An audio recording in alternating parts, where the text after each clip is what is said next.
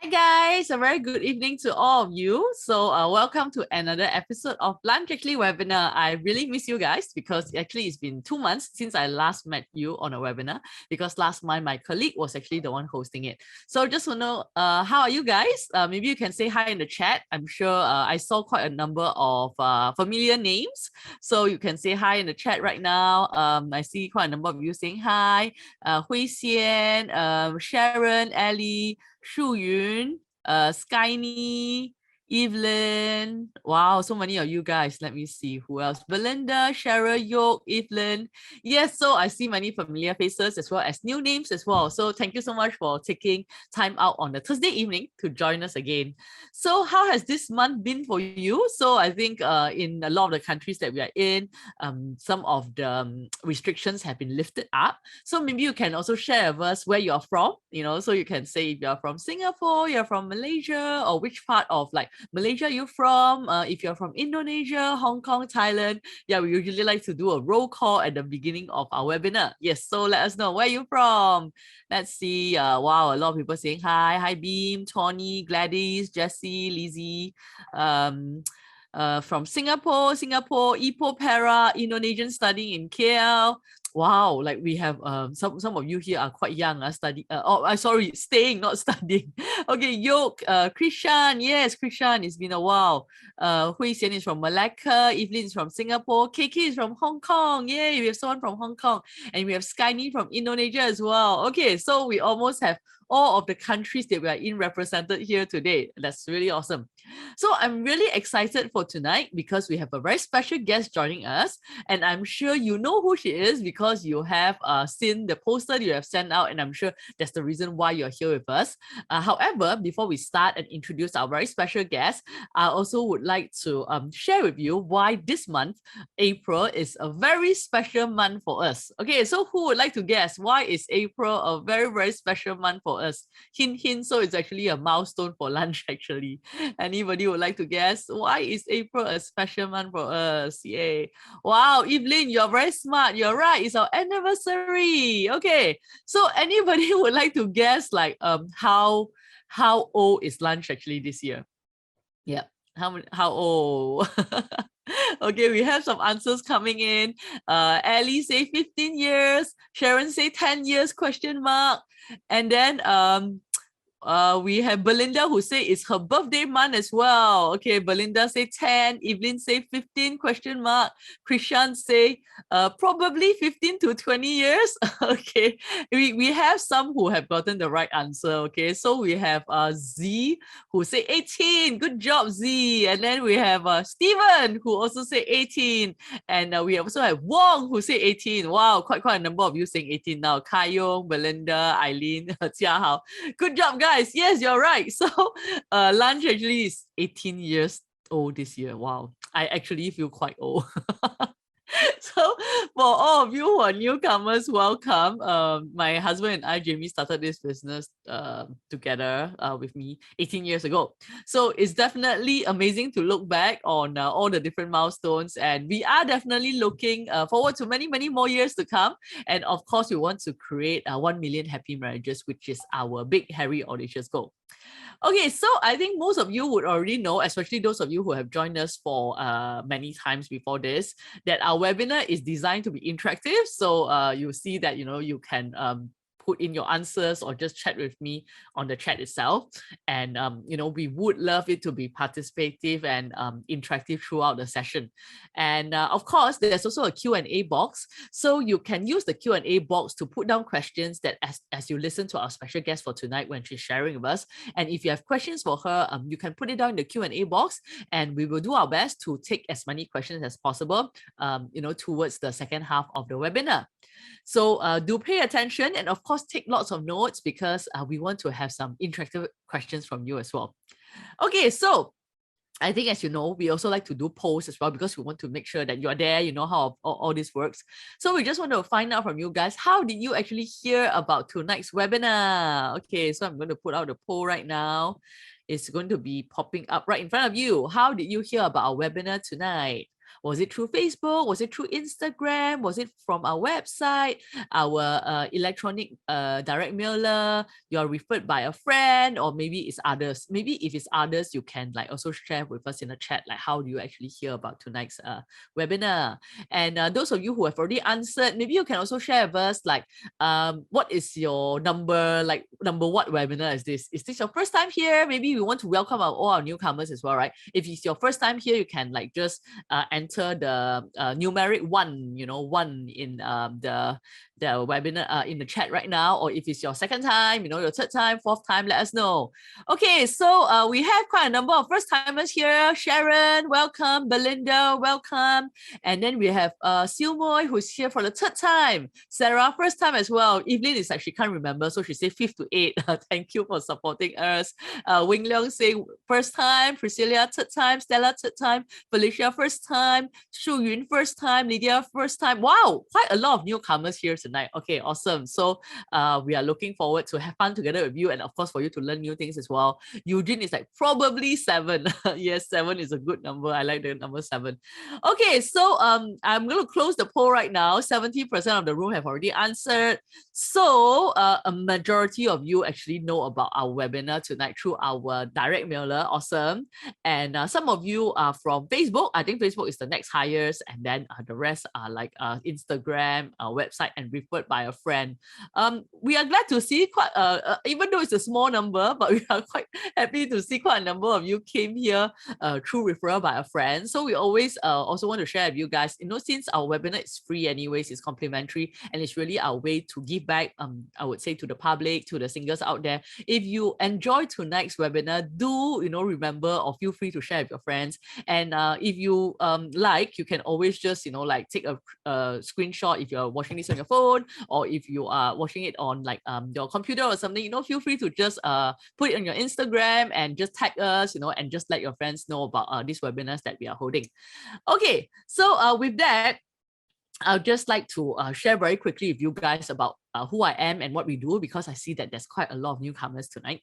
So like I've mentioned just now, I started this business 18 years ago together with my then boyfriend, now husband. And I think you guys will, if you have watched the video just now, so you know that his name is Jamie. A lot of people, they usually ask me, how did I end up doing what I'm doing?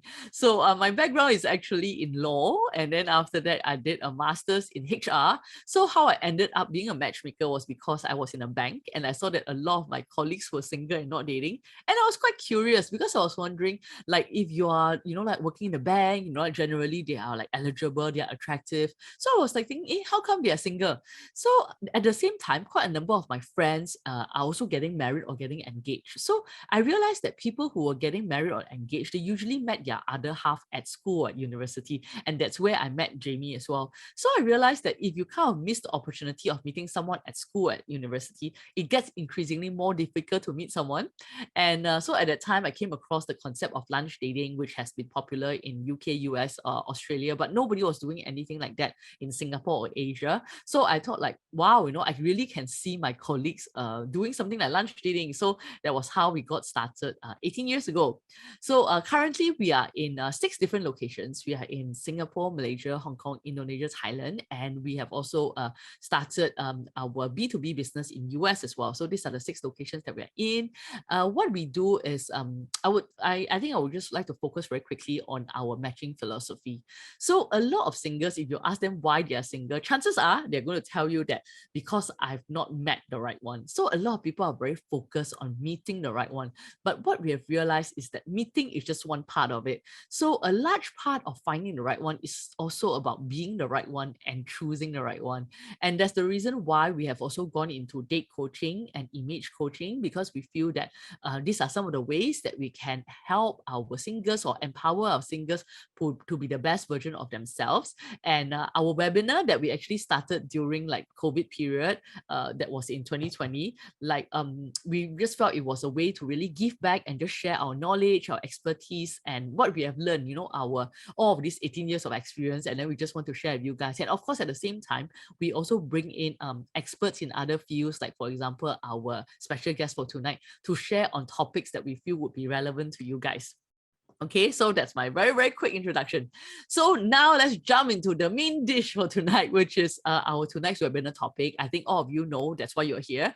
We are actually talking about how to build resilience and thrive in love. And I think this is a very interesting topic because I think sometimes like when we are interested in someone or we are like chasing someone, we might, like forget about our own feelings or emotions, or even like how is it to be resilient to chase someone else or for them to actually fall in love with us.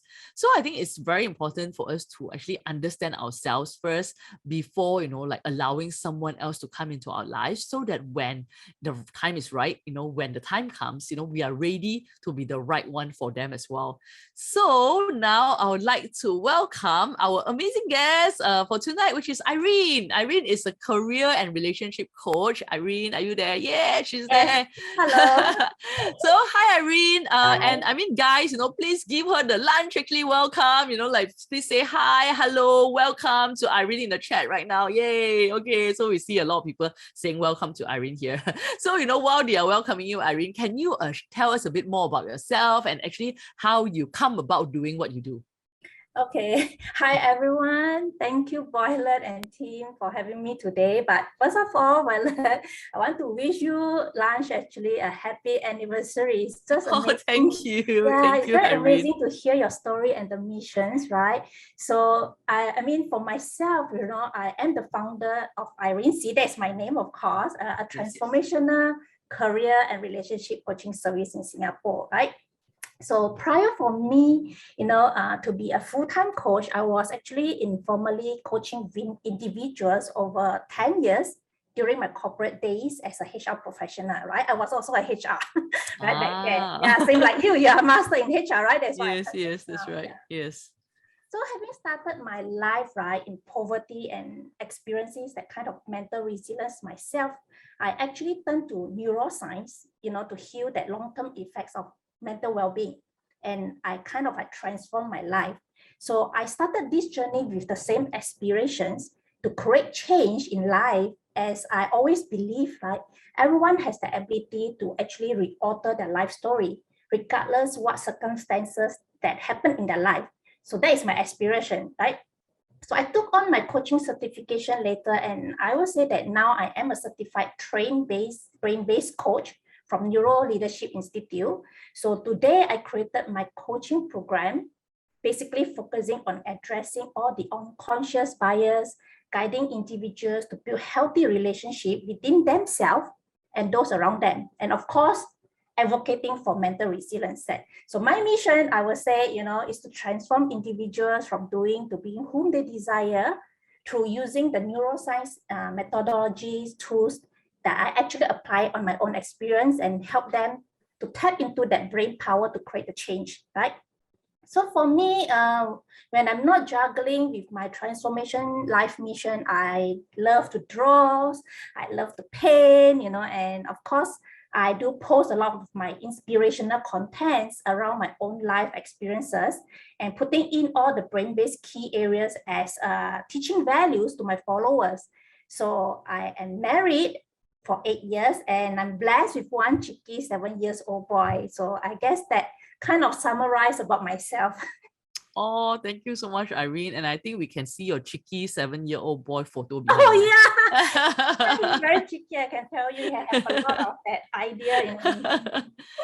Yeah. So thanks, Irene. I think there's a great snapshot, and then like definitely that gives us an idea of how you get into what you're doing. And I think definitely it's also through experience, as you have mentioned, right? It's really through your own experiences, and then you feel that there's a need, and then after that you have learned about it, and now you would like to help others. Like how like it has actually helped you. And I think I also want to highlight. I thought it was very interesting when you talk about unconscious bias as well, and I think that is so interesting, and I think sometimes we forget about it, because I think a lot of times like why we think about things in a certain way, or we interpret things in a certain way, is really because of our own unconscious bias. And the keyword is really unconscious, right? Because we are not even aware that we have such a biasness. Yes. And I guess most of the time that are what actually make people, like you say, not aware of the reactions, the emotions and things like that, because we are not totally, into the awareness, right? So human beings generally, I would say we come with that biases in us, whether you like it or not. Whether, sometimes we look at the people, this person, I like it, I'm part of this gang. It's all the biases. It's actually natural in us as a human. Yeah. Yes, totally agree. So thanks, Irene, for that. Okay, so I think now our community must be very curious on how self-resilience is related to our love life, and also how does it impact ourselves, when it comes to building relationships and be happy about it. So I think maybe before, like, Irene sharing with us on exactly, like what resilience mean, like maybe our audience, you can now type in the chat right now. When you think of the word resilience or you hear the word resilience, it's like what comes to mind? Like, what exactly is resilience to you? No need to go and check the dictionary. Don't Google the word and then give us the answer. We don't want that. We don't want the model answer. We want to hear from you. Like, when you think of the word resilience, like what actually comes to mind? Okay, so we have some great answers here. We have Sing Pang who say bounce back from setback. Ellie say staying strong, not giving up. Ted Hua also say bounce back from setback. Hey, you're sitting next to each other, copy each other answer, is it? Melinda say never say die. Like Lily say never give up. Evelyn say able to go through ups and downs of relationship. Jermaine say staying power. Hui Wen say to not feel defeated so easily. Wow, there are so many answers coming in. I'm sorry I can't read all of them, but thank you guys. I love it. I love your enthusiasm and energy tonight. Keep it up. So I think now, like really over to you, Irene, like maybe you want to share with us, like, from your perspective, your experience, and of course, like what you have mentioned, like really, like the science-based neuroscience side of it, right? Like what resilience is. Yeah, so I will say this is what I have shared in the slides that I'm going to, bring across to all of you today, So shall I actually share my screen right now, please, so that I can walk you all through? Just let me know if you can see my slide. Yep, we can see it. Is it all good?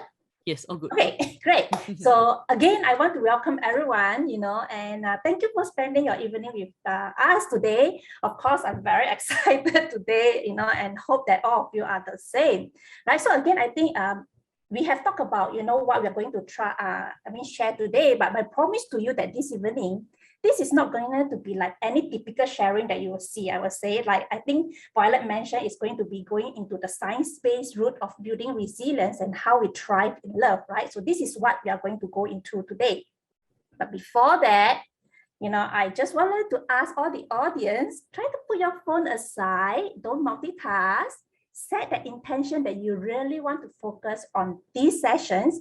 And if you have anything that are actually in your mind right now, just put them aside in the box, open up there after the session, whether probably you are worrying about what you have for dinner earlier, like me, whether it's going to digest right now or not, or probably you have like kind of some incomplete works that you have not done earlier, try to put them aside, because I am sure that this session is going to benefit you, that we put together. And of course, there will be a bonus that, I pack for those of you who stay till the end. There will be a free guide, but I'm going to determine that later. And also there will be a special giveaway for all of you, right?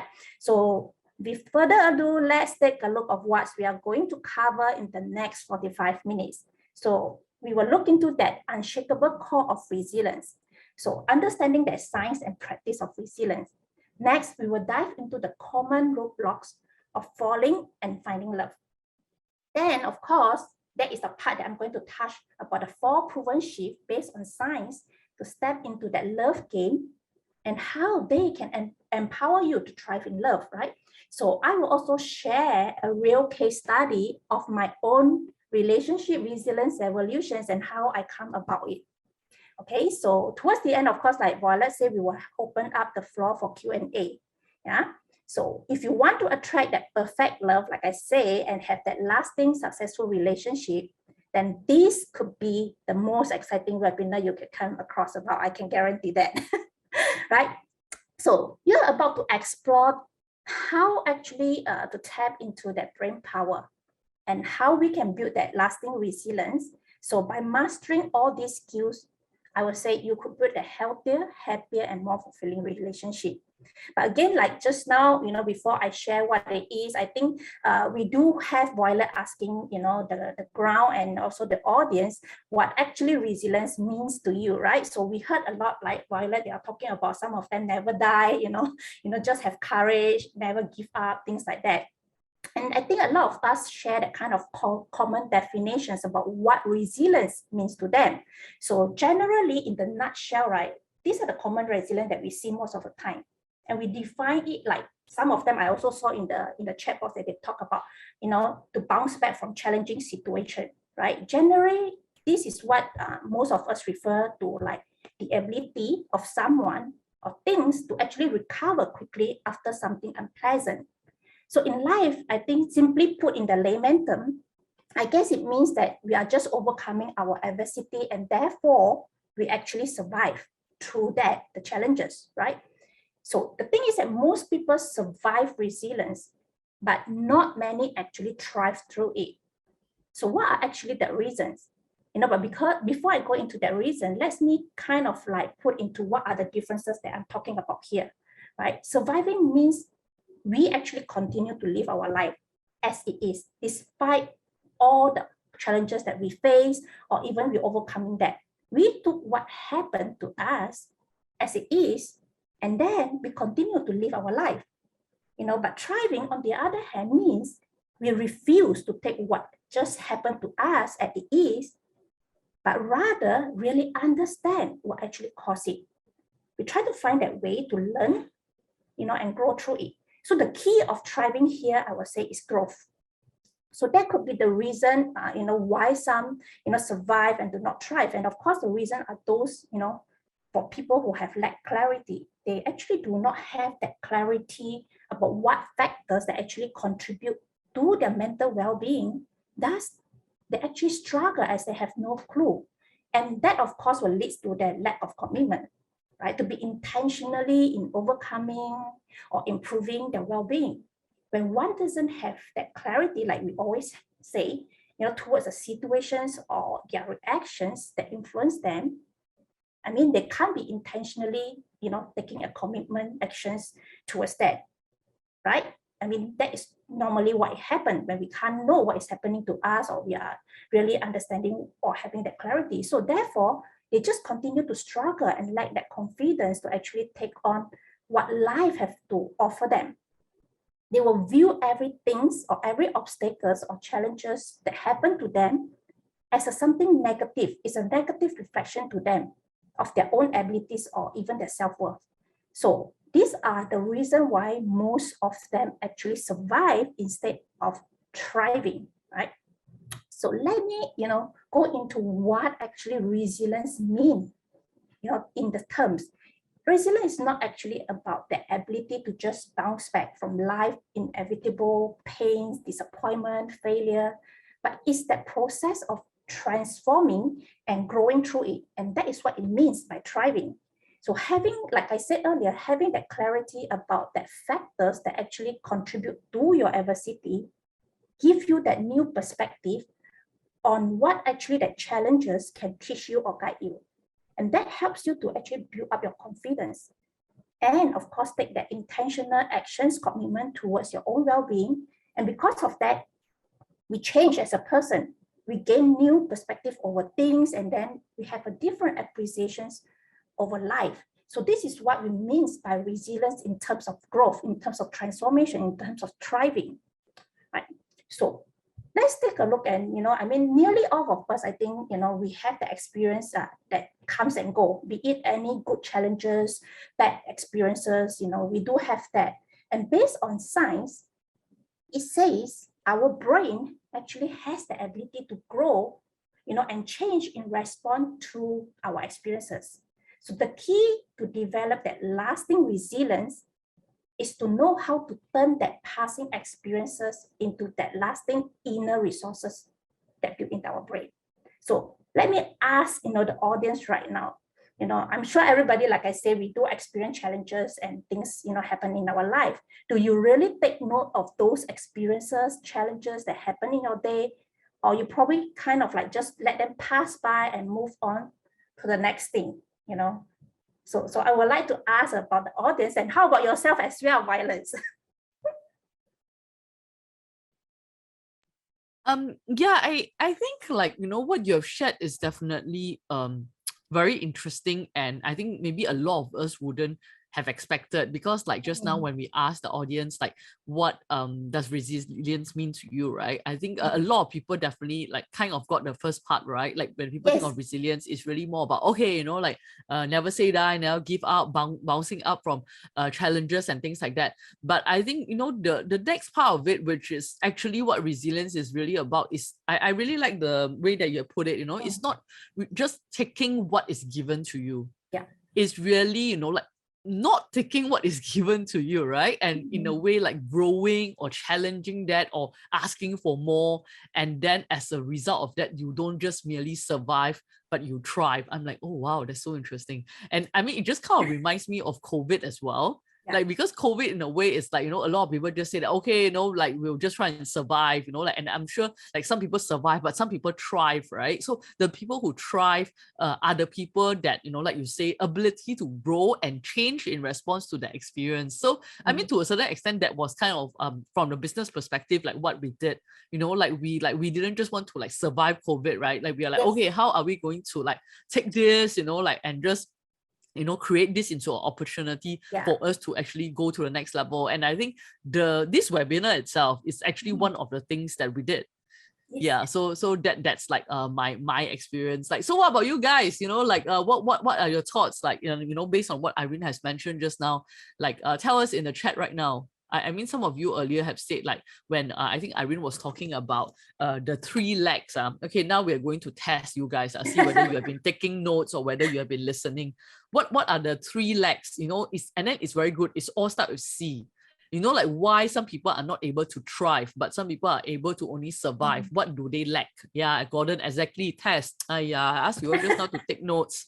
I take notes, that's why I know. I don't know whether you all got take notes. Oh, Z, good job, eh. Okay. We let some of you got chance. Oh, Billy, hi, Billy.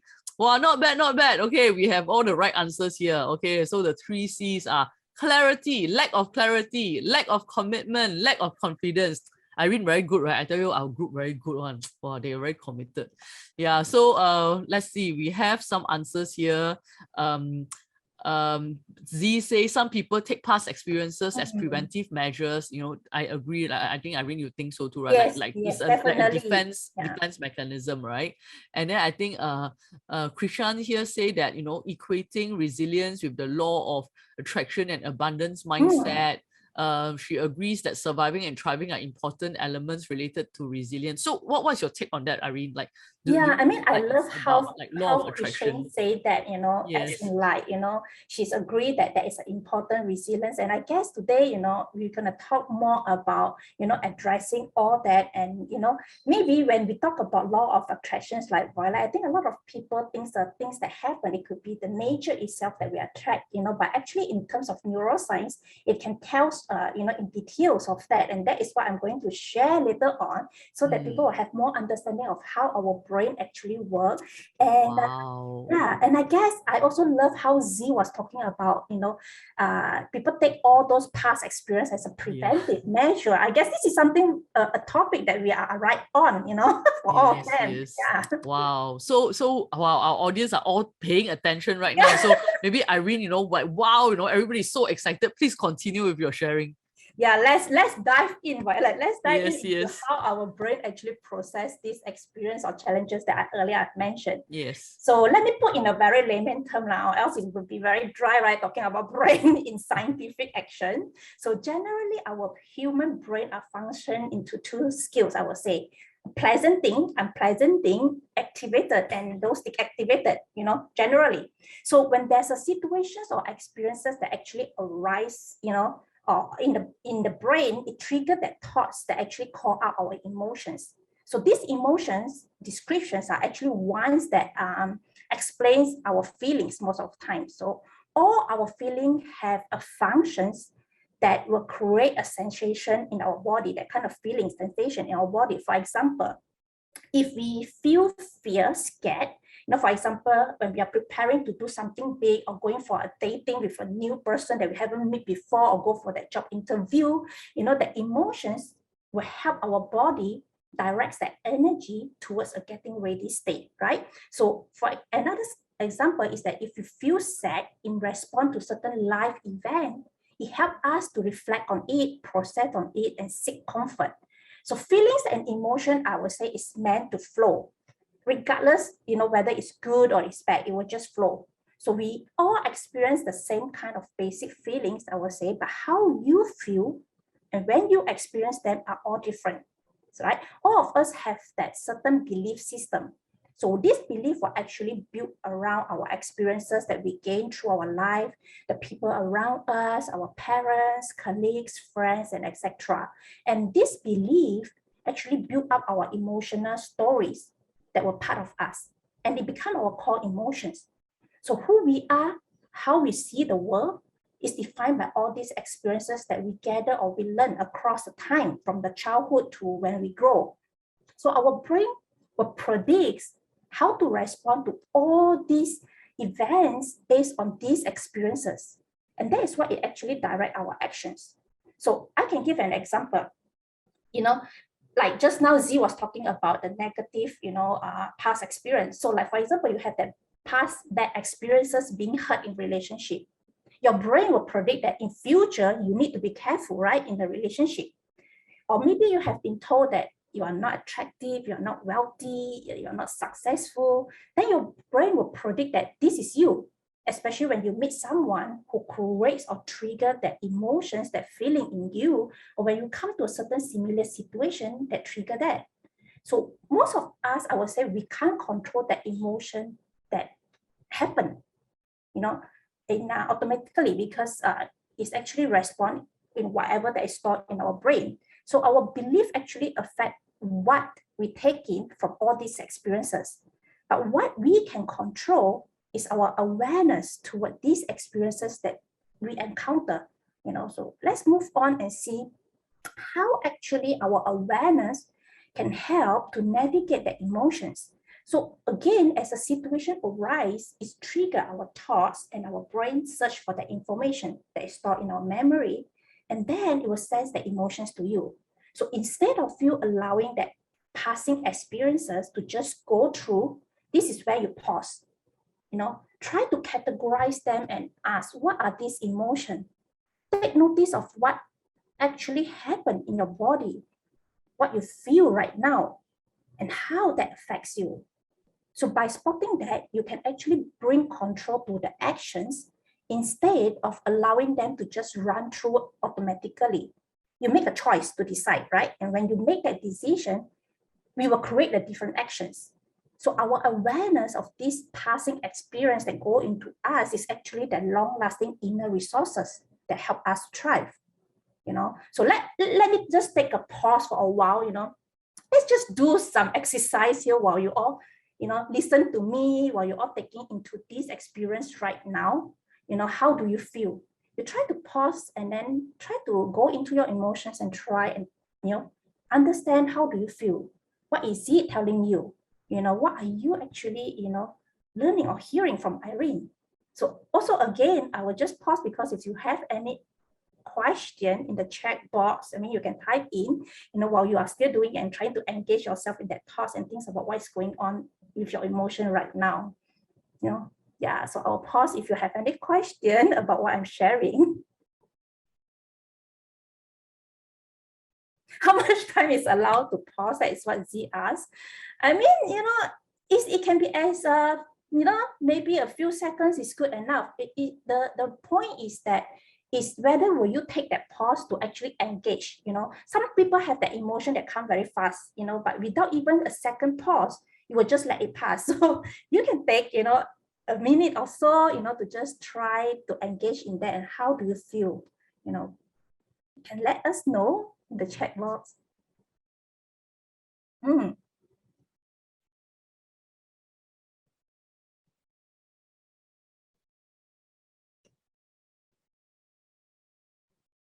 So while I see someone was typing like Tony, bamboo stick resilience food swap umbrella. I kind of like, it's interesting to see she has that kind of a response. Hmm. So I think we have quite a number of responses here. We have Osumi who say very helpful insight. Thank you so much. And then Gordon who say I always apply more on my emotion than thoughts. So that's interesting as well, because I think like in this diagram here, Irene, you're saying that usually, you know, like we have certain thoughts, and then as a result, like then it evokes certain emotions, right? So I think Gordon maybe is saying that like usually he's overwhelmed by his emotions. And then like Hazliana say she feels optimistic. And then yeah, Lily says she does not really understand, but don't worry, Lily, you know, like Irene will continue to share more in depth, you know, in her following slides. So, you know, just take some time to digest it. Billy say, does it mean that we learn to be aware of our incoming emotions, notice its existence, do not try to control it, then we can know what will our actions be next? Is that what it means, Irene? I would say it's not try to not control it. What I mean is that emotions or thoughts that go through us usually is without the control. So what I'm talking about is bringing that awareness, trying to delve into the emotions, you know, and understanding what are the effects, you know, towards the emotion. Because, you know, when you just have that pass by, it's just like all the experience that just go by every now and then, and you just let that emotion just come out of that, right? So what I'm talking about is that really take that time to pause and get engaged into your feelings, the emotion that you have right now. I mean, there's no right or wrong, but it's about the actions, the training to actually engage in yourself, in the emotion, and understand how does that feel for you, what that affect you towards the experience that you just experienced, right? Yeah, so that is all about, but I will share more into understanding about what I'm talking about this, you know, in the next slide, right? Yes. So let's move on and see, you know, what's next in store. Yes. Yeah. So how does actually we apply that to life experiences, you know, like especially finding love? So at core, I guess every one of us, right, want to be loved and, you know, love. The challenge is that it lies within, like I said, that core emotion during our trying times, the challenges time. Some of us may kind of like feel uncertainty in relationship or finding relationship, or while others may feel fear, doubt if they will ever actually find someone, right? So whatever your core emotions or feelings at this point, I would say it does not have to actually be that block for you. So again, like I said, turning all that passing experiences and shifting your attentions, be aware of the emotions is actually, you know, the right action that I call love from within, and that it can actually help to open up that love portals, right? So before I go into sharing that shift, the 4 proven shift, I would like to open up my own relationship resilience revelation story. And what I put here over the slide is just a summary of you know, about my story, but you know, as you look on that, I will just kind of drive you through about what my experience. So I guess some of you who probably know me, or you may not know me, maybe I'll share with you that, you know, I actually came from almost broken family background. So I remember the day I found out that my dad was having an affair, and how it led my mom's suicidal attempt, and how that actually put me into that mentally abusive dark childhood. So I would say witnessing my parents' failed relationship at the age of 10, when, you know, we are just having that fairy tales kind of happily ever after, you know, story of marriage, kind of like crippled me in search for my love, because to know that something was like so precious, like marriage, could have become nothing easily. So it creates that forms of cautions for me when it comes to relationship. And I would say it can be a self-protection and a self-sabotage all at once. So intimacy have always become an issue in my personal life, because I want to be close to people, but I'm kind of afraid, you know, because I have that mistrust issue, until I met a guy who was my ex-colleague. So we both came from the same family background where his parents were actually divorcee. So I thought he was the right match. But didn't I know that that same guy that I trusted would actually be the one who to put me through that same fear that I was trying to avoid for years. So our relationship started when we were in Malaysia. Yeah, I was from Malaysia before we moved to Singapore. So we decided to move to Singapore for a better future, of course, with that mission to build a family here. So I moved to Singapore. He followed a year later. I have been supporting him during his relocation, like settling down, finding a place to stay, and even financially. So after a year in Singapore, I realized that our relationship kind of got distant and we started to drift apart. So we talked. To my surprise, he told me that he never thought of marriage as he was afraid, having gone through his parents' divorce.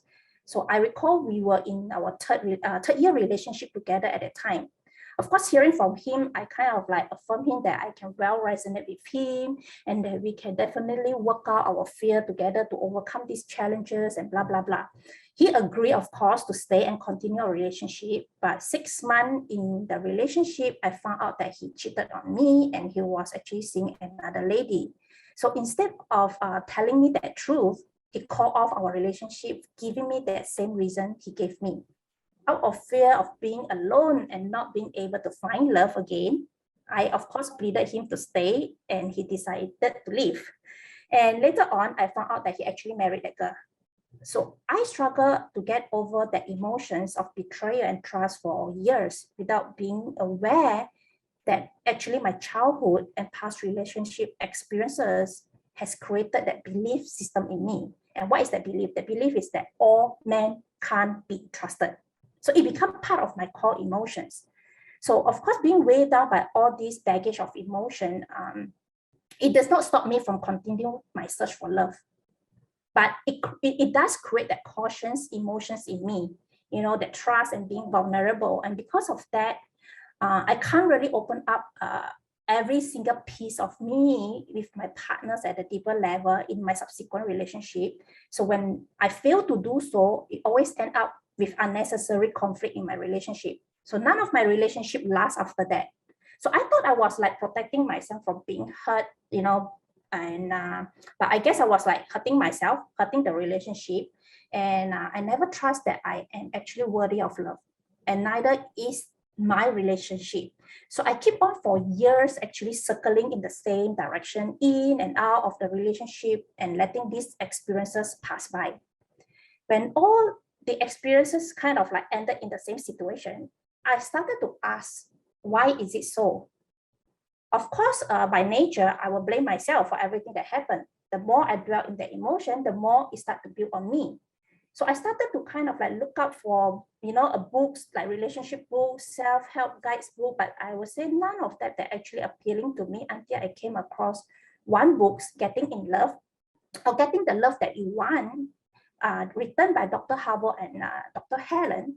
Both of them are actually relationship therapists who actually help transform couples' relationship into a lasting resources of love and compassion. And through that book, I can tell you, I realized that in my search for love, I actually struggle with my own belief system that I was built over the years through the experiences, like I say, through the people around me, you know, through all the things that I take in. So without that awareness, it actually becomes a self-absorbed into my inner world, and it becomes part of my auto reaction when those experiences trigger through my emotion and just pass through. So I finally paused my search and I started to do a soul searching and questioning how actually this emotion impact me. And I look at all those experiences and question what it teaches me about who I am, whom I want to attract in my life moving forward. What am I looking for and what kind of life a person would make me happy? So I was like in stillness, I would say for over 2 years, learning to engage, you know, from the love from reading, bringing my awareness to every experience and emotion that trigger me. So this journey, I would say, helped me gain a new perspective on understanding my core emotion and how it actually stands between me finding the love and the right match. And it, of course, led me to my current husband, whom I met in the pub. Okay, it's a very weird place to meet, I will agree. And Obviously, we have no common friends at all. So, but I guess I will leave that for another time story. But what I'm trying to say is that what it brought us together is based on that passing experiences that I learned, which give me that clarity about the kind of love that I desire and that right match that I am actually seeking for. So we were in that relationship for about 2 years before we tied the knot. Of course, like, Violet say her own marriage, and where they come from and everything, there's always the ups and downs. It happened in my marriage as well. We involve ups and downs. But the key to our relationship, is actually learning and understanding the range of different emotions that life throws at us. Instead of fighting over our differences, we learn to navigate that emotion. And that is what our relationship foundation is built on. So every one of us has a different set of challenges in life, in relationship. But what I'm saying is that how do we handle our emotions when they occur? Do we actually throw them out, surprise them, hide them, or kind of like, tuck them in the box? All that have impact on how we judge ourselves and our relationship. So engaging our emotional awareness is actually very important to unpack your true desire, as our emotion is actually what guiding us in our journey, pivoting us to actually what working for us, what actually not working for us, and also what we want and also what we don't want, right? So this is a story, part of the story of how I put my intentional thoughts, awareness to create a different outcome in search of my love. So let me just quickly go through, like I said, I always believe every one of us have that superpower to overcome what is happening in your life. And the only requirement is whether are you willingly to actually embark on that process, on the deep, honest reflections from within. Have you been struggling to stay in that visions of what relationship desire you want? Are you ready to actually, turn, the hardships into the advantage, taking advantage for yourself? And of course, it is normal that during our trying time, challenging time, we always feel the world is like chaos. We lost hope and we feel hopeless.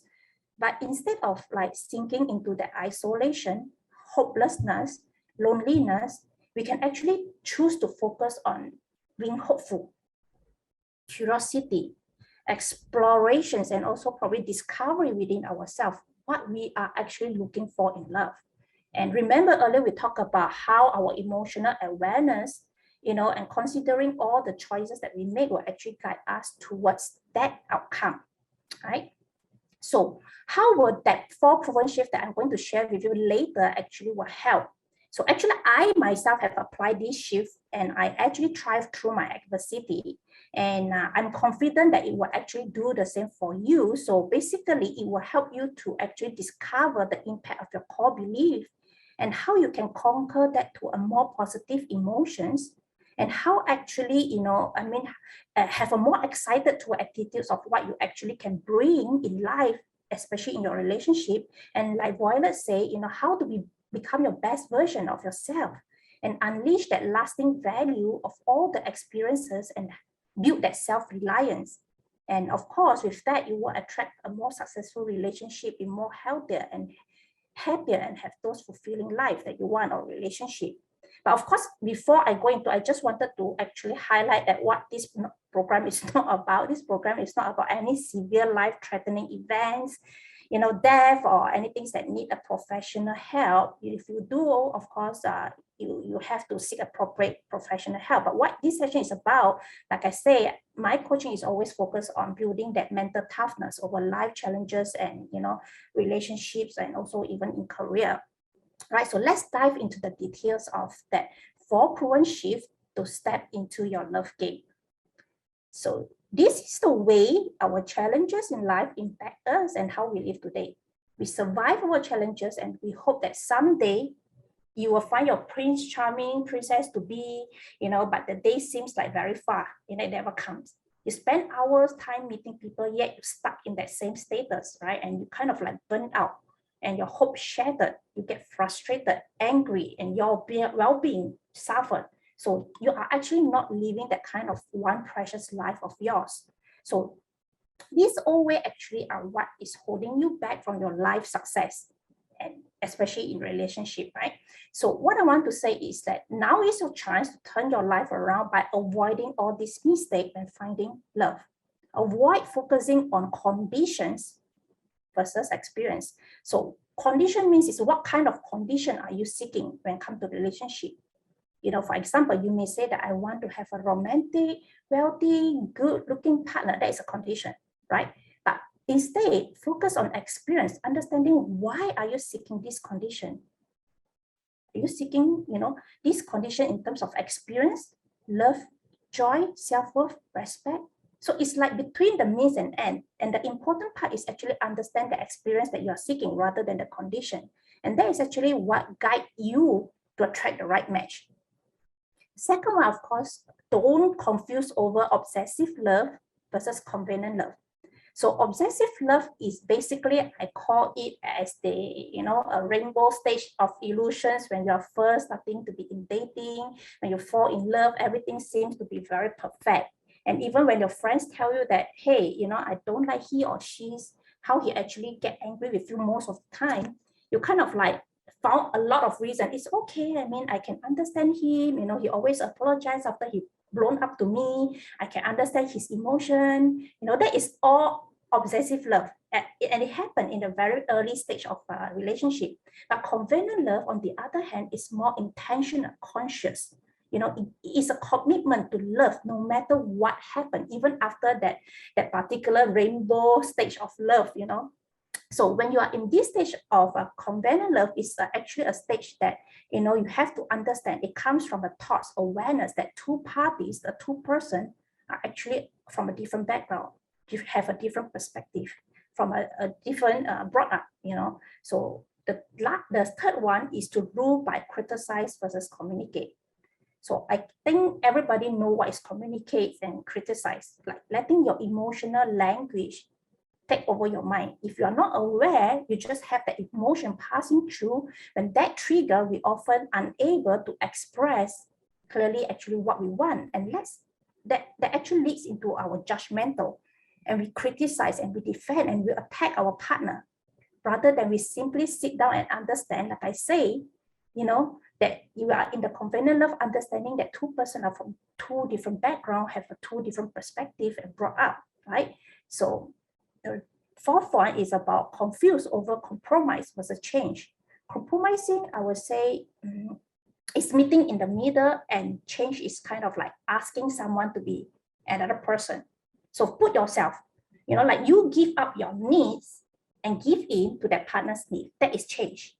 And when you do that, that is a mistake, because generally human nature, we have a basic needs. And what basic needs, we are talking about three basic needs: safety, satisfaction, and connection. Safety is about how honest you want to be yourself. You know, you do not want to change for other people, how you want to be vulnerable, be authentic, you know, in living your true self.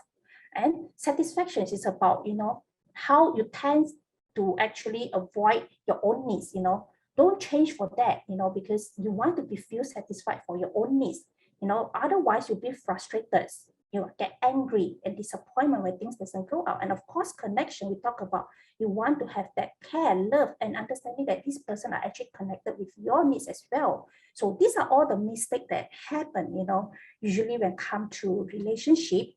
And of course, this old way of stepping into your love game is not going to give you any emotional advantage, especially in the world of a complex relationship nowadays, right? So a successful relationship, like I say, is knowing how to embrace that richness of your emotional life and apply that wisdom to attract the love that you want. Okay, so before I dive into that, you know, I will want to pause a while, you know, so that, you know, at least I don't go too fast. And if there's anything that, you know, on the audience, Violet, that they would like to you know, ask me, maybe I'll just put a pause for a while. Yeah, Irene, actually, I wanted to say we probably need to speed up a bit in the interest of time. Yeah, no worries. It will yes, be, yes. yeah, it's going to end very soon. Okay, so Yeah. I'll just move on before we take a question, right? Okay, so let me just quickly drive through the first shift. Is about number one is the shift of recognizing. So this shift of recognizing is actually based on the structures of identify the love from within. understanding what you are actually looking for, what type of relationship you are actually passionate in, and whom is your potential match. And of course, the purpose is to understand that deepest objective of why you choose to enter into that relationship. Like I said, focus on the experience versus the conditions.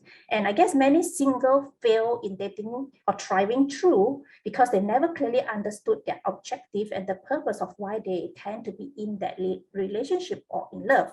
So mainly these are also things that they need to probably provide when they go for dating agency, or probably getting applications into the dating site. They will usually ask you what are you looking for, and describe yourself, and many have a difficulty to do that because they don't have that clarity at all. And of course, this shift of recognizing will help you to have that clarity on what you value most when it comes to finding that partner or getting into that relationship.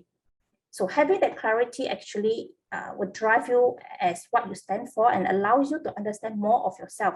And of course, it helps you to navigate the differences and build that bridge of understanding, right? So shift number 2, we talk about reversing. So as a human, we all have that universal fears that are actually that common roadblocks that hold us back in life, be it in your relationship, career, or so forth. We fear that kind of like judgment, we fear of being unknown or failure and that instability. So reversing your focus on what's actually holding you back, what are those fears, self-limiting beliefs, and when it comes to finding that right partner or getting into the relationship. So learning to actually tame that negative voices in your head by noticing the things that is specific triggering you and stop you from moving forward. For example, you may be thinking, I've been on many dates, but I'm still unable to find the one that, is meant for me. So for this shift, instead of that, you can do a reverse of viewing that what hasn't happened to you yet, as a failure. Reverse it as that the perceptions on the journey to find your love. Focus on the experience. And when you do that, your impatience will actually turn into your resilience, and it will fuel your hope in that visions. Or probably, you will be thinking, I like the guy or the girl, but he or she is separated or divorced. So instead of projecting that narrative and assigning meaning to a marital status, pay attention to that person. Are they fully over their former relationship? Listen to what actually they experience and learn from their past. Has that actually helped them become who they are today? So these are all examples of those negative voices that Z was talking about that could stop you, and there are times that fear is not true, but most of the time it was just stemmed, like I say, from your belief, and your own assumptions. So reversing steps is actually helping you, enable you to gain a new perspective and a new appreciation over what you are experiencing, and it helps you to move forward as well, right? So once you'll be able to recognize your purpose and have the ability to reverse your mental roadblocks, next is, of course, to apply the shift number 3, that is to reinforce. The key to happiness, I would say, is knowing you have the power to choose what type of love energy you want to embody and reinforce that in your heart. Because our heart are actually the center of love where we find comfort in during our challenging time, and it is actually bind us together, and our heart could be one that also break us apart. So when our hearts are aligned with the energy of love, we can remember that we are much more than the challenges itself that we face, the fears that we have, the belief that we hold. So it gives you that confidence to actually connect, not randomly but equally, finding someone who are equally, so remember, to be able to actually receive love, respect, and kindness from others, we must first, have that in ourselves. And self-love, like I say, is the foundation of every good relationship, right? And last but not least, let's look at the proven shift number 4, that is rewiring. And this shift is actually emphasizing on rewiring your life challenges from bad to good. Like I said, we can't control what we encounter, but we can influence our reactions. We can decide how we want to actually feel about the situations right now. So rewiring is the process to transform your fearful life to the fuller newfound you and allow you to actually re-author the story. It helps you to ground your belief and create the story that you tell about yourself, about how your future partner fits in. It's like writing your own fairy tale story. So when you do that, you definitely will be able to reclaim your love in a healthier, happier, and more fulfilling way. right? So yeah, that is the 4 shift that I have. Thank you so much, Irene. I, No I think like you have given us like so much like amazing content today, and I think a lot of it, you know, like you definitely give our participants or our audience a lot of food for thought. And I think definitely a lot of them have also been sharing like they have been very touched by your story. And I believe that you know, probably quite a number of us in the room like might have similar stories as well. And I think like what you have mentioned, right? The challenge sometimes is that these experiences in our life give us certain biasness. So I think this goes back to like when you first shared, right? Like that unconscious bias. And I think you have mentioned that because of your experiences, like, you know, the narrative in your mind is that all men cannot be trusted. Yes, correct. Right. So and I think this is also some of the things that we have heard from our clients as well. Like, you know, some could be like all men cannot be trusted. Some could be like you know, all good men are like dead, married, or gay. So again, because of their personal experiences. Yeah. But I think, you know, with certain biasness as this, it also stopped them from being able to either be vulnerable or even to just fully open up, right? Or like they might just be like just going through that loop over and over again, seeking closure. So I think like what you have mentioned just now, like what you did, you know, like rather than just keep going on like the loop over and over again, you actually took a step back and actually re-examine, like, you know, why are my actions this way, why are my thoughts this way. And, you know, thank you so much for sharing with us like the 4 shifts that you have mentioned, right? So again, test time, quiz time, you know, let us know in the chat right now, what are the 4 shifts? Yeah, so I think it's been amazing, like all the tips that you have shared with us. And I also would love to hear from you guys in the chat as well, you know, like what is your biggest takeaway from tonight? You know, like Irene has shared so many amazing things, but you know, we always ask our participants, right, like if there's one thing that you have learned tonight and something that you're going to do something about, like what is it going to be? You know, let us know in the chat tonight. And of course, Irene, I also know that you have prepared something really special for our participants tonight as well. Do you want to share with us like what it is?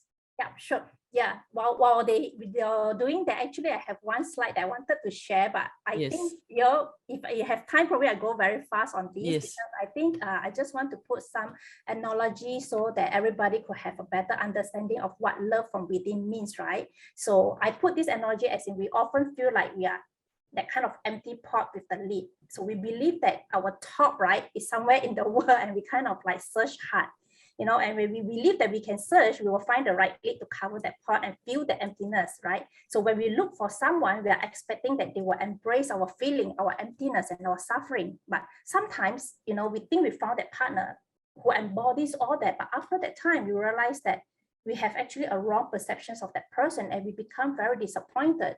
So what I want to say is that the greatest gift to thrive in love is to feel the emptiness inside us through our own energy than to seek and lean on others to actually feel the emptiness. So when we can generate that self-care power, right, we feel strong mentally and physically, and we become more aware of our strengths than our lack. And that is actually the foundation of attracting a healthy love, right? The purpose of relationship is not actually to have another who might complete you, but also to have another whom you can share your completeness, knowing what you can offer, whom you can offer.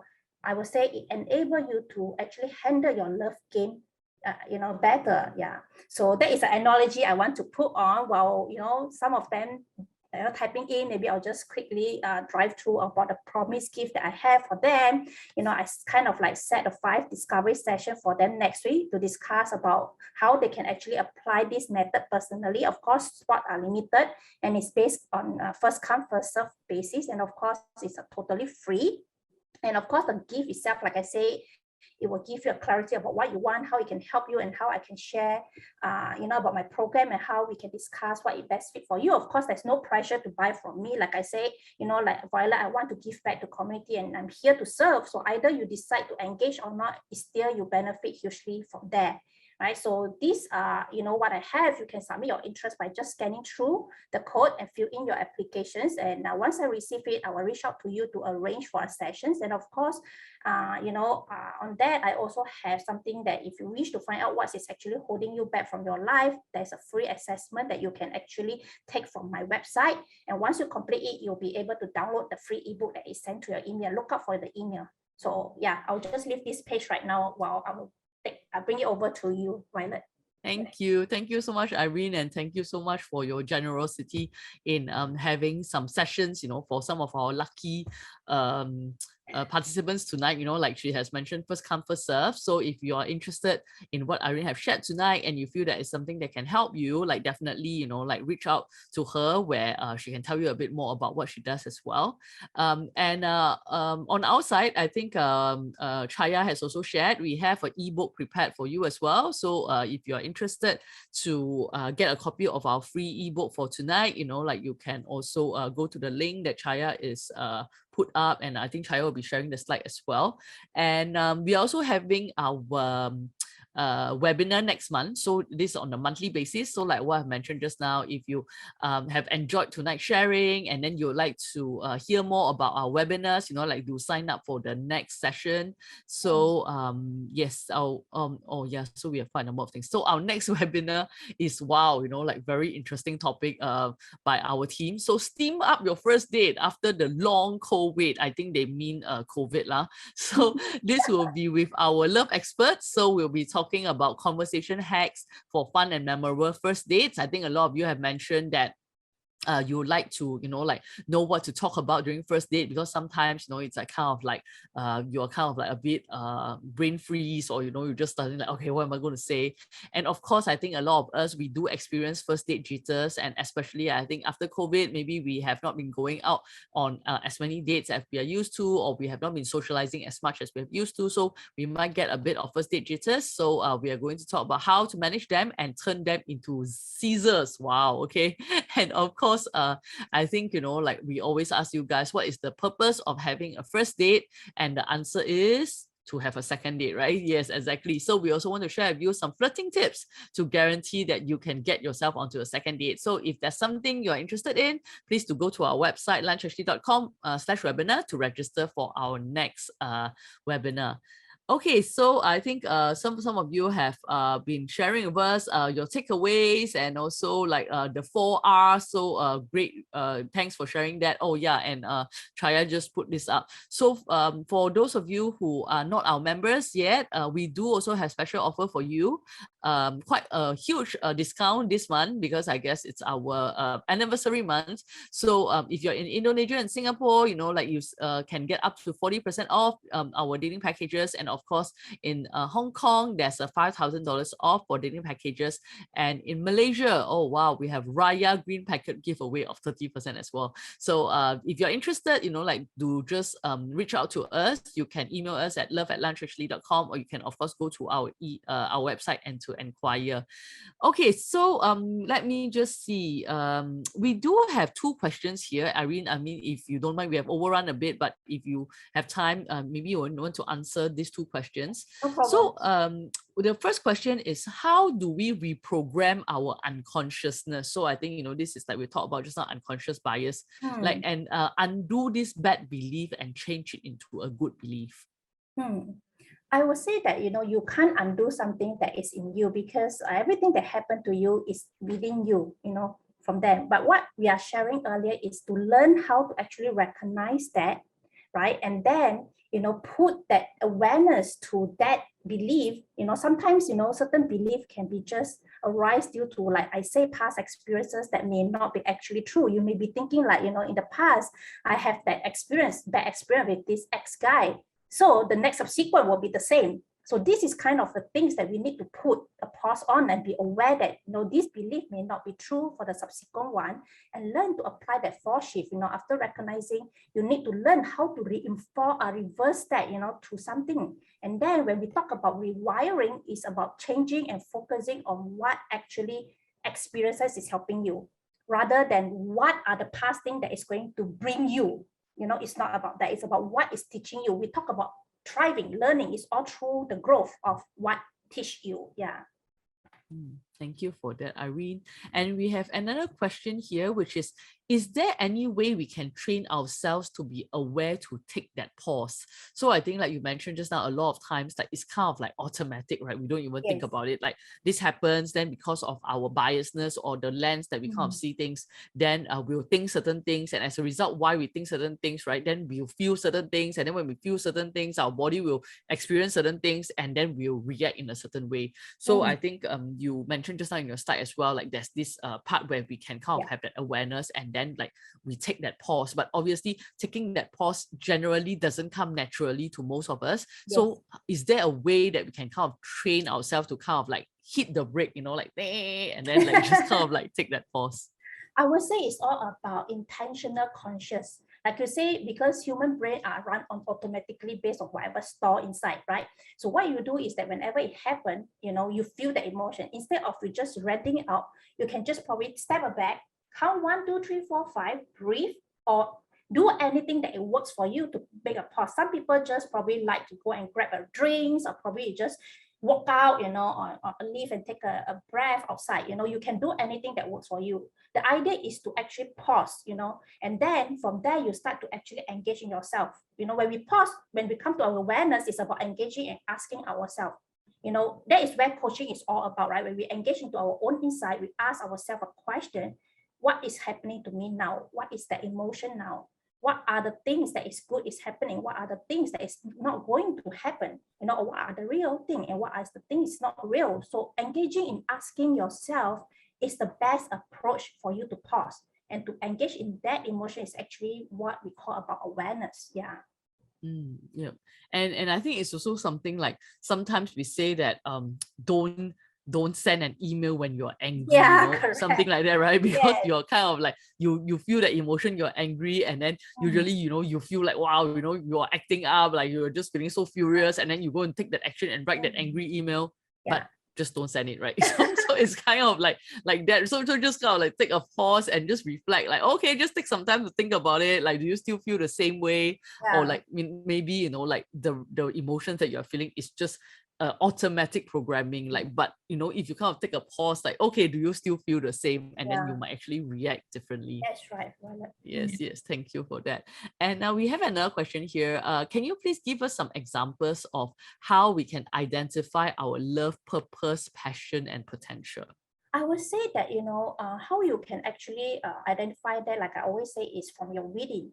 Start with self, you know, understand, you know, what do you want from your life or love life? You know, it's the same thing. Even you apply it to your career and things, it's just about asking yourself, what do you want?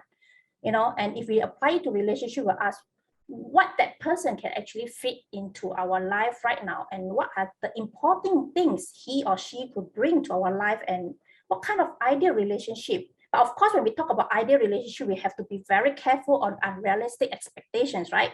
Sometimes you do not want to put in something that is really over unrealistic, right? And of course, it's like almost asking yourself, what are those unique gifts, you know, that person can share to us and what we can share to them. It's about all asking about what we want, what we value, you know. Of course, trying to list down all this is actually what driving you to very first purpose of what you're looking at. You know, of course, from there, you start to actually list down other things about, from this purpose, what are the things that I value, you know, how do I see or how do he see? You know, when it comes to, do we share any common values, you know, in terms of child, spiritual, family, you know, and how do we actually deal with conflict? You know, it's about all that, you know. If you are looking for purpose, it's about asking a lot of questions to yourself, you know, and listing them down. You know, it takes a lot of exercise, you know, I would say, but I would say it's a good thing, because when you, like, again, engage in yourself, understanding yourself, that knowledge, you will actually find closer to your purpose, and that will open up a lot of possibility for you. Thank you so much, Irene. So Irene, thank you so much for like staying on, you know, like even after the time that, you know, we invited you to be with us tonight. I know it's getting late, so really appreciate you for being with us tonight. And I think sharing a lot of like great insights with us. I think a lot of our participants have mentioned like they really have learned a lot. You know, they mentioned that they like the analogy that you have shared, you know, like they have learned how to reverse self-limit belief, like learn to love ourselves correctly. They thank you for your personal sharing and your tips. They learn that, like have resilience and we'll find the one, learn from our experiences and be aware. So once again, Irene, like from all of us, thanks for joining us tonight. And definitely, I think you have also given our participants tonight a very good gift. So if you have not, like gone and grab it, like I think the link is there. So please do go and get it. And of course, we have our ebook as well, so you can get that as well. And if you would like to sign up for our next webinar, you can also go to our webinar link and sign up for it. So thank you guys for joining us tonight. It's been awesome. Like I'm really happy to spend my Thursday evening with you guys, like definitely. So you have not already done so, do follow us on our Facebook, on our Instagram. You can follow me on my Instagram as well. So it's /Violet Lim. And I look forward to see all of you again next month. Take care, stay well, stay positive. When I say positive, not COVID positive, I mean like, being happy and being positive. And all the best and see you soon. Take care. Thank you. Bye-bye.